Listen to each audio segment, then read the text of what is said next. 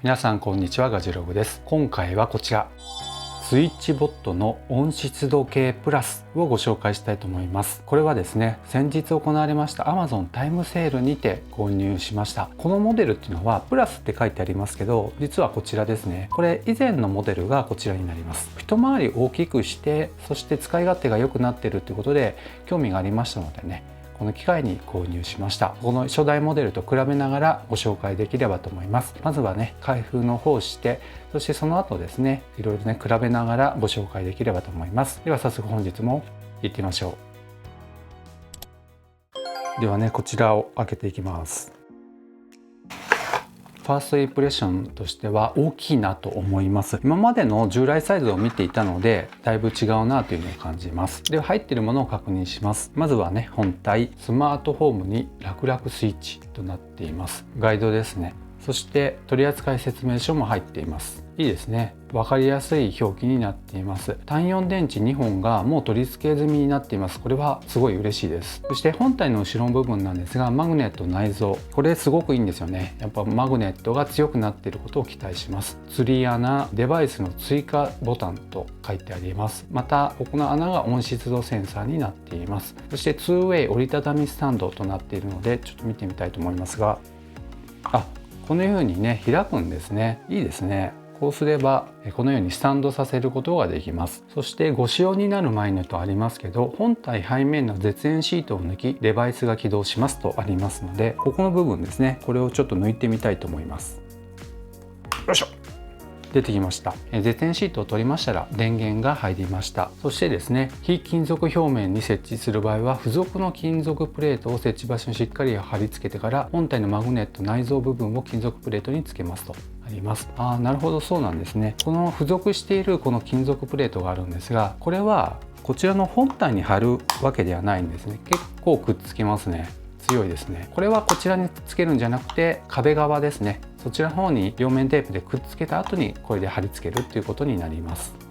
そして最後にですね、 QR コードで iPhone の場合は App Store、Android の場合は Google Play Store からスイッチボットのアプリをダウンロードして使ってくださいという案内が入っています。そして初期化に関しては温湿度計の背面にあるボタンを15秒ほど押して初期化を完了しますとあります。このボタンを15秒ほど押すことによって初期化することができますと書かれていました。ではですね、この表面にある保護シートも剥がしてみたいと思います。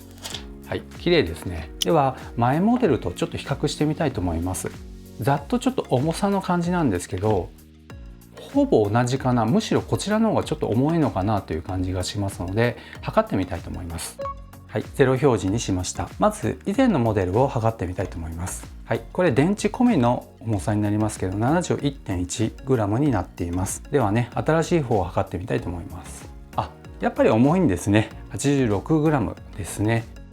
では外観の方の違いを見てみたいと思いますけど、画面サイズが大きくなっているのもありましてね、すごく視認性が良くなっています。そして液晶のこの温度表示のフォントなんですけど、以前はやや細めでしたね。でこちらはかなり太めボールド仕様になっていますので、やっぱり見やすいなと思います。加えてこの角度をつけた時の見やすさなんですが、下から見るってことはほぼないと思いますけど、斜めからね見ることはあるかと思いますので、ちょっと見てみたいと思います。どうでしょうか。やっぱり角度にもよりますけど、新しい方の方が見やすい感じはしますね。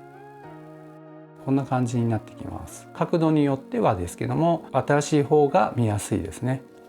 そしてセンサーの精度に関してはまだこちらをね開封したばかりですので、温度湿度に関しては一致していません。しかしながら、だんだんね近づいてきてるかなという感じもしますね。で今までねこちらのマイモデルに関しましてはもう2年ぐらいですかね使ってきています。2台持っていまして、普段はリビングと寝室に置いて使っています。アプリの方で現在の温度ですね、湿度をリアルタイムに確認することができるっていうのがすごくいいなと思います。そして加えてですね、今までの温湿度のその履歴をグラフで表示してくれますので、そのあたりもすごくいいなと思います。その履歴をね今ねこちらに表示していますけども、年表示ですね、2月からのデータになってしまって一旦ちょっとリセットしてしまいましたのでデータが消えてしまっていますけども、年表示、そしてこちらが月表示になっています。そしてこちら週表示になっています。でこちらが日表示ですね。直近24時間のデータになっています。そして一番左側は時間表示ですね。直近のだいたい1時間あたりの温度の推移、湿度の推移になっています。一番やっぱり分かりやすいのが週表示かなという気はしますね。この1週間このように温度と湿度の変化があったっていうのは視覚的に分かるというのはやっぱりすごいですね。土曜日のあたりなんかは湿度が下がっていて温度は高かったんですけど湿度が低かったっていうのもねやっぱ可視化してくれるのでやっぱりこのあたりはいいなと思います。ではですねペアリングの方法をご紹介したいと思います。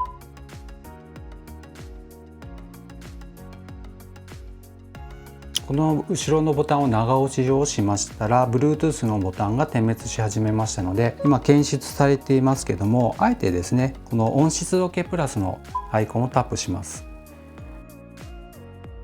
で次へをタップします。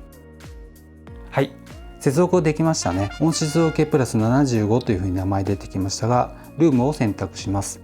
全てのデバイスになってしまいましたので、次へ行きますね。はい、これでね成功と出てきましたので完了をします。今この部分ですね温湿度計プラス75と書いてありますけどもここですねこれが今追加されたものになります。これまでのものはこちらですねリビング寝室と書いてあるものになりますのでこちらが新しいタイプですね。ということでですね今リアルタイムに 25.4 度そして 59% と出ていますけどもこちらの通りですね 25.4、59% ですねしっかりペアリングされていることが分かります。ということでですね開封からそしてペアリングの方法までお伝えしました。これからですねしばらく使ってみて特にですねこの前モデルと使い勝手の面ではほぼ変化はありませんし当然ながら設置しましたらほぼ触ることはありませんので、もうこれで以上になります。あとはですね日々こちらの方でデータを取ってもらってアプリでですねグラフで温湿度の推移を見守るという形になります。では本日は以上となります。この動画が良かったよという方は高評価そしてまだの方は是非この機会にチャンネル登録をお願いいたします。ではまた次の動画でお会いしましょう。さよなら。